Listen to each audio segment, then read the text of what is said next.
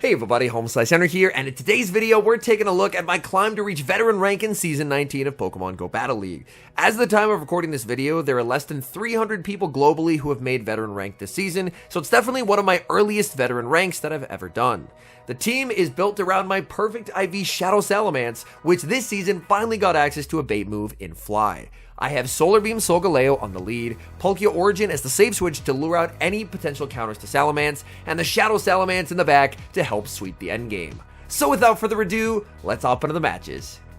We see the Dream lead in the first match, Solgaleo vs Tapu Bulu. Opponent safe switches into Landorus, and I'm going to respond with Palkia. Palkia does well here, being able to win all evens versus Lando. Lando will fire off their charge attack. I'm going to throw one Dragon Breath and the move, but unfortunately, I don't know if that was a me error or a game error, but it ends up throwing two Dragon Breaths, and they end up sneaking a Mud Shot. That's definitely not ideal. They build up to the Stone Edge. They have to Stone Edge if they want the KO. I decide to let this go because I can get farm with Salamence. They will make another Stone Edge, but I can just commit the shield here, and Fly, which is the coverage move, is going to be able to do massive damage to my opponent. They end up going for the Sand Seer even though they made it to the Stone Edge, so they're realizing they need to lower my damage output because Tapu Bulu is not going to want to take these flies. Look at the fly damage. Oh my goodness. Tapu Bulu is going to fire off the Nature's Madness, and I will commit the shield. My attack has been debuffed thanks to that Nature's Madness. In the back, it is Palkia, and I'm firing off the Fly. Fly is going to be shielded. I'm going to send in Solgaleo and just commit to the Solar Beam.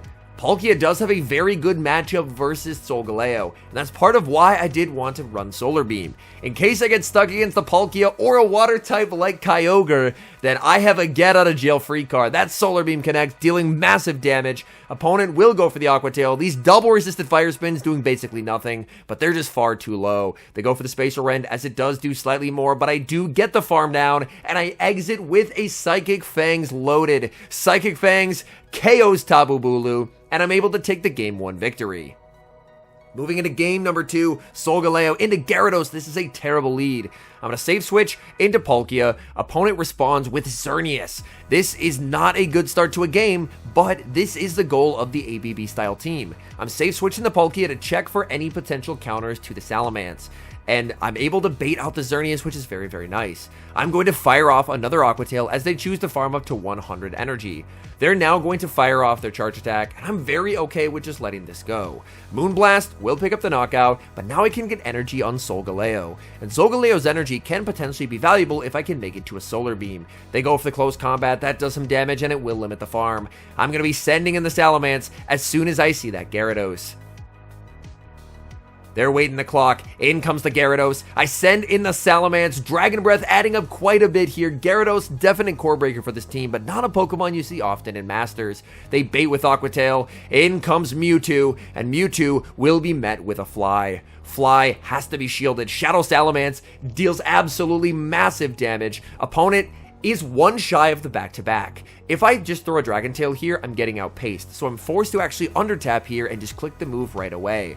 Fly is going to be able to force the final shield from the opponent. I'm farming up with the Salamence. They go for the move, but the Dragon Tail damage doesn't register. They get damage registration error, and that means I'm no longer able to farm down. Therefore, I need to go for a Psychic Fangs and then go for a farm down and then hopefully make the Solar Beam.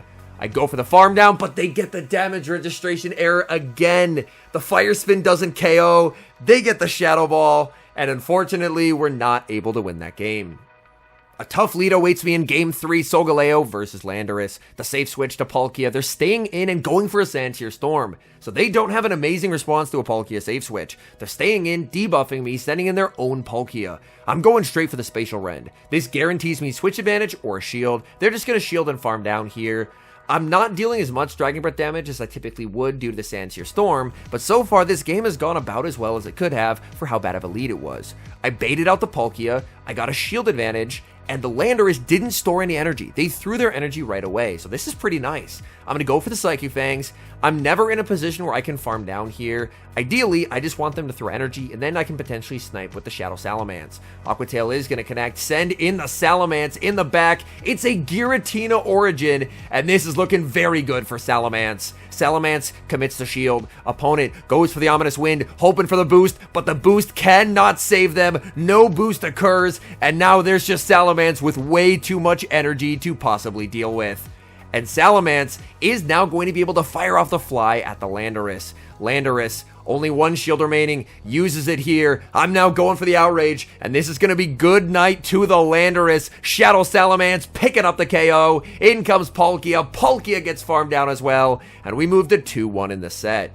We've got some crazy spikes from the opponent on the lead in the next match as I lead Solgaleo into Galarian Zapdos. Zapdos can potentially have close combat, which would hit for neutral damage, or if they're not running close combat, then I will be hit with a Brave Bird. Either way, I should survive what they throw here, so I am getting no shield. It ends up being the Brave Bird. In comes Meloetta, and this is a very intentional Psychic Fangs. Psychic Fangs is resisted, but Meloetta is absurdly bulky. So I'm going to go for the Psychic Fangs to make my job a whole lot easier with this Palkia. I'm going to respect a potential Dazzling Gleam.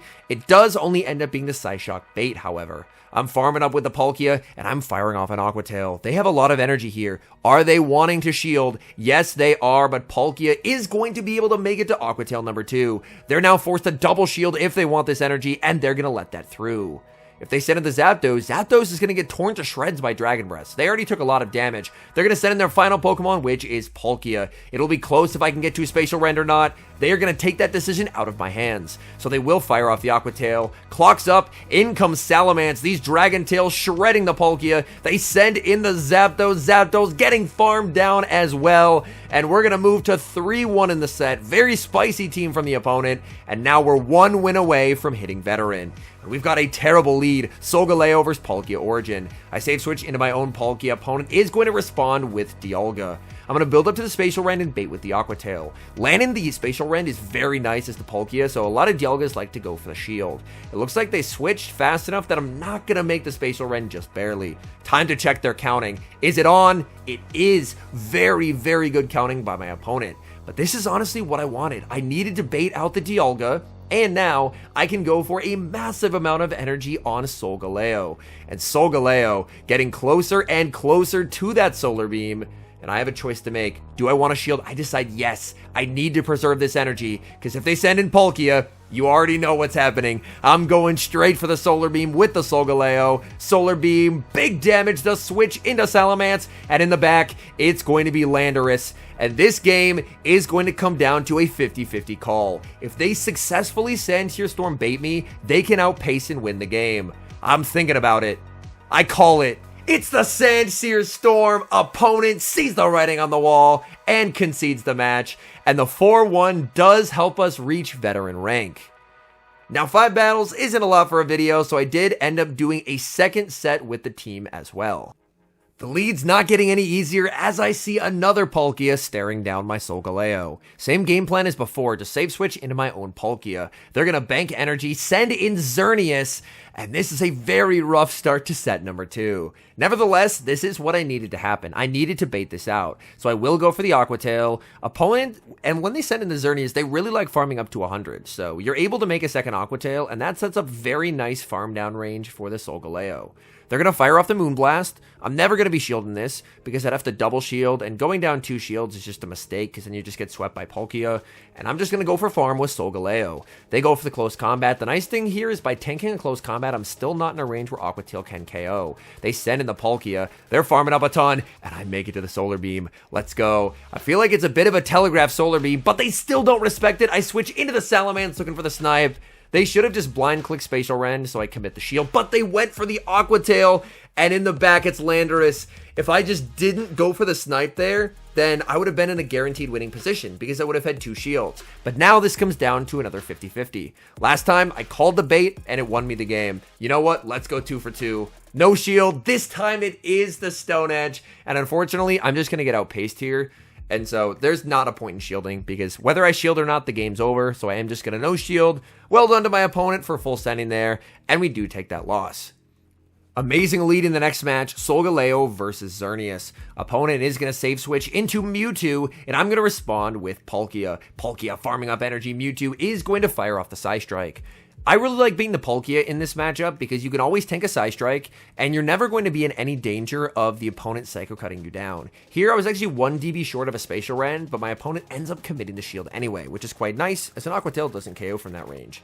But after taking more Dragon Breaths, now an Aqua Tail will actually be lethal. My opponent's best play here is going to be to no-shield this, and then just go for a full Geomancy farm down, and that's exactly what they're going to do. So my opponent definitely playing this well, because even though they don't have good alignment, they can use this as an opportunity to get a massive energy advantage on the Xerneas. So the Aqua Tail is going to connect. I'm not quite sure what happened there. Looks like they're lagging a little bit, but now I end up lagging because I end up getting 1-turn bring-in. So there's lag all over the place here. They go for the close combat. In the back, it's Dragonite, and watch this. I'm going to go for a Psychic Fangs. They're never going to shield this. And then I can send in the Salamence, and look at the damage. Dragon Tail's just deleting the poor Dragonite. And since I have the coverage move of Fly, I have a move that can actually damage Xerneas. So they're going to send in Xerneas. They're going to have to respect this with a shield. They have to shield the Fly, or it just KOs here. So they will end up using their shield. They're forced to fire off energy because I could make another Fly. And now, it all comes down to if they can make double close combat. If they can, they win. They're not at double close combat yet, so I will fire off the Psychic Fangs, and this ends up being on charge attack priority, which is fine. Because if they have 2 close combats here, they can win, but by my count, they don't. So they fire off the close combat, but I can just farm down with the Solgaleo and take the win.